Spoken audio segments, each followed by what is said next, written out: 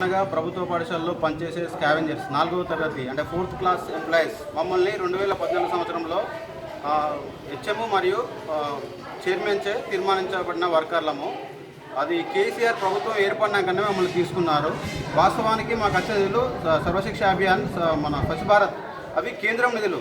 ఆ నిధులు కూడా మాకు ఇవ్వడానికి కూడా 3500 ఫస్ట్ సంవత్సరం ఇచ్చేవాళ్ళు. తర్వాత నెక్స్ట్ సంవత్సరం 2000 తగ్గించారు. అది రాష్ట్ర ప్రభుత్వం కేసీఆర్ గారు.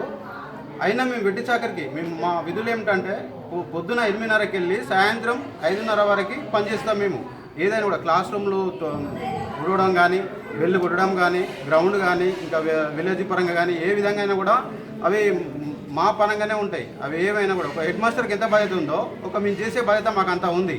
అయినా కూడా కేసీఆర్ ప్రభుత్వం మమ్మల్ని పట్టించుకోవడం లేదు.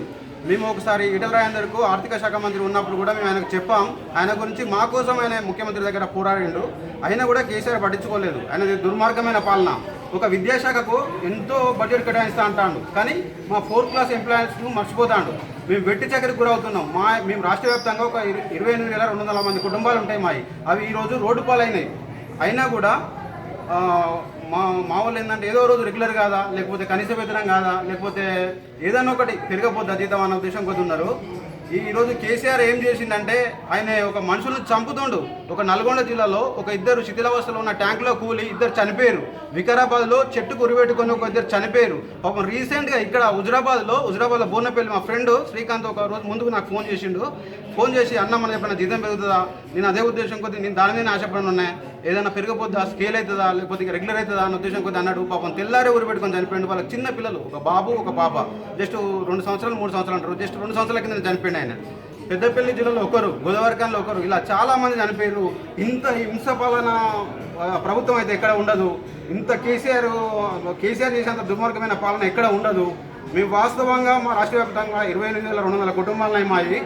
ఆ 28,200 కుటుంబాలను కలుపుకుంటే, మా ఫ్యామిలీతో కలుపుకుంటే ఒక 60,000 అవుతాయి. 60,000 మా అమ్మ నాన్న కలుపుకుంటే ఒక 1,00,000 కుటుంబాలు అవుతాయి. ఆ 1,00,000 కుటుంబాలతోనే ఒక నిప్పు రగులుతుంది, ఒక ఉద్యమం అనేది రగులుతుంది. ఈటల కనుక తెలంగాణ కోసం ఉద్యమం ఎట్లా చేసిండో మేము ఈటల కోసం అలా పోరాడతాం. ఈటలకు మద్దతు తెలుపుతాం. హుజరాబాద్లో మా యొక్క 652 ఓట్లు ఉన్నాయి. అవి ఈటల గారికే మద్దతు తెలుపుతాం.